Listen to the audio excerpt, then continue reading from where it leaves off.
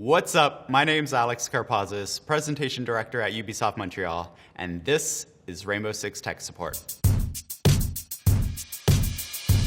First question. Will Tucker asks, does anyone know how to get a custom 5v5 going in Rainbow Six Siege? Trying to practice with friends and we can't figure it out. So, Will, what you do is you go to the playlist section of the game. At the very bottom, you'll see custom game. Click on that. Then you'll be able to play with all 9 of your friends, set it up the way you need to set it up, and keep on playing. Next question. From Ross Lindsay. Hello! Is there any access to the guns in the game in an Adobe Illustrator or Photoshop file format? I'm a graphic designer and would love to make some skins. Any advice would be great. Thanks for all your hard work, guys. We don't have any files, but if you go into the full screen view of the weapons, you can kind of center them the way you want to, and then take a screenshot and go crazy with your awesome Photoshop skills. Next one, the only Goku.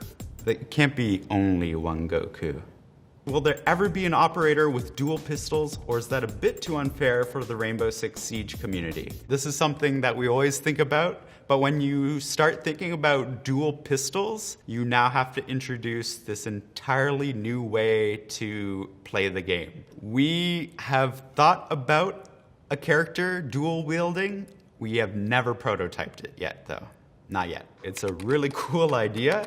Don't know if we'll ever get there in the near future. Adon Rupnarin asks, is Rainbow Six Siege getting an Area 51 map soon? Adon, the Area 51 map was canceled. It's not going on, sorry. My Tai asks, hey, so Rainbow Six game, what's up with this? And it's a picture of a parking lot. So we redid the way we light our characters in our menus. And this is what's called a cube map. So the cube map is the baked-in reflection you see in characters. So if you look at Jaeger's goggles, you'll see this reflected in them. And it's also a way to light characters as well. So you see those massive lights going down the center of the picture. Those are creating lights on the character. So it's just a techie way of lighting the menu of our game. deezyyeezy asks, can you elaborate how the placements now work after the rank reset? Is it based on your last season highest MMR or your last ending MMR? And is it still halfway to 2500? When you finish a season, we take that MMR. And then you do your 10 placement matches and combine that. After that, we do kind of slot you in between 2,500 and wherever your MMR is. So if you're at 3,500, we'll slot you in around 3,000. Hope that makes sense.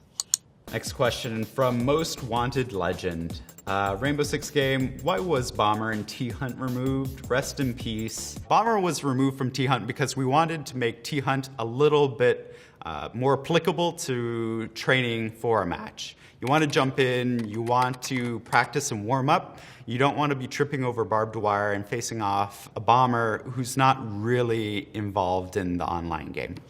Next question from Final Cut Gaming. Has there ever been a list of everything new you can get in alpha packs yet? The answer is no. What we do is every single update, we change the contents of the alpha pack, and it's up to you to find out what we've changed. Next question from Jack. Buck is the best operator in Rainbow Six Siege. Change my mind. Jack, I don't need to change your mind if you're not wrong. Question from Mr. Cookies. How many maps are in Rainbow Six Siege? Every game seems like a new map. I have no clue what's going on. Help.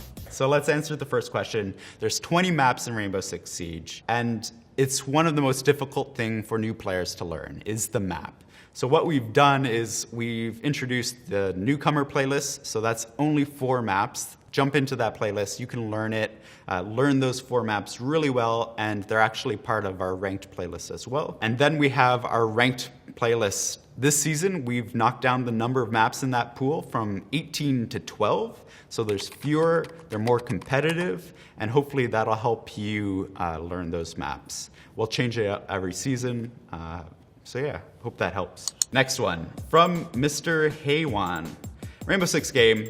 So if Ash got 2 elite uniforms, could this mean that any other operator can get a second uniform For example, bandit or smoke?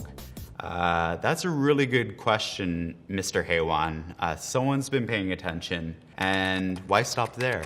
Why only 2 elite uniforms? Why not 3? We'll see. Next question from Mr. Halfs. Rainbow Six Siege players, what do you use for your lean keybinds? Me, myself personally, I use the default. It's Q and E, super simple, but you can do whatever you want on PC. Just make sure that you can still strafe and move at the same time. Will Seaton says, hey, suggestion for a control improvement. Being able to disable the auto reload when out of ammo. It currently overrides weapon swap on occasion and it hurts. Shield ops already have it by default. Why not everyone? This is actually a really good question. We'll talk about it. Know what? We'll talk about it. Game beat. Dear Rainbow Six game, barbed wire is a gadget, deployable shield is a gadget, drone taken over is a gadget too. Why do they not count for destroying gadget challenge then? So game beat, there's 2 types of gadgets in the game. One is the operator's ability gadget. The other is the secondary gadget that you can customize in your loadout. When we're talking about challenges, they're only counting the operator ability. Next question, Samyak Singh asks, anybody else think the Vulcan shield needs to be balanced before actual launch? The gadget is way too overpowered. Right now, what we're seeing in the test server, and now that the season is live, it's actually pretty good. We'll keep on monitoring it. We'll make sure that Goyo is where he needs to be in terms of his Vulcan shield. Bonsai Clip says, Rainbow Six game, is there a possibility we will ever see a map interaction, such as opening and closing doors, or garage door buttons, or able to shoot something down to kill an enemy? Also, can we get an operator that uses decoy grenades that emits gunshot sounds as a distraction? A lot of questions there. All right, Bonsai, will we ever see map interactions? Maps are very difficult to learn. So, although while it's a kick-ass idea, like it's a good idea, adding interaction adds another level of complexity that you have to learn on maps. So we have nothing planned for that right now. About an operator using a decoy grenade that emits gunshot sounds, that's actually a really good idea. Rainbow Six, you rely so much on hearing that this could be really exciting. But we'll keep you posted. Not Emilio asks, Rainbow Six game, are you guys ever gonna come out with a 3-year operator bundle? For operators in year 3, we wanted to find out a different way of packaging the operators. So you won't see them in an operator bundle, unfortunately. Matt Rowe asks, Rainbow Six game, sorry, silly question. There's no such thing as a silly question. How do you apply for test servers to be a part of it? Is it PC only? That's a great question, Matt, because we always love people jumping into our test servers and trying stuff out. It is PC only, so if you own the game, spark up Rainbow Six, you'll see a test server version of the game right next to the official version. Jump into that, test out the game, see early content, and let us know what you think. Rob Walker asks, I really want to see Rainbow Six teams go towards 7-man rosters, almost similar to rugby subs or changing lines in hockey. Have a specialist for a map or strategy versus an opponent, swap them in between maps to finish out a series. This is actually a really cool idea. I guess you're gearing it more towards the pro scene where they have these dedicated lines of players. Unfortunately, it doesn't work out the same. If we take hockey, for example, you're switching out entire lines. Rainbow Six is a really deep and communicative game where you have to keep on talking to the players. You have to know the call-outs that they're shouting. You have to know them really, really well. You want a good group of players who know each other to compete. If you're swapping somebody out and in, usually like a sub, then you literally want them to have the same knowledge as the person that you're replacing them with. So that's probably why you don't see it in the pro scene so much. Ben Wilkinson says, thoughts on next season having a K9 unit operator? Thinking. Would be very, very cool dog emoji. Ben, this is something that we've talked about for a while. Our creative director, Romain, always talks about a K9 unit. But to answer your question, I have to ask you a question. Are you okay with shooting a dog?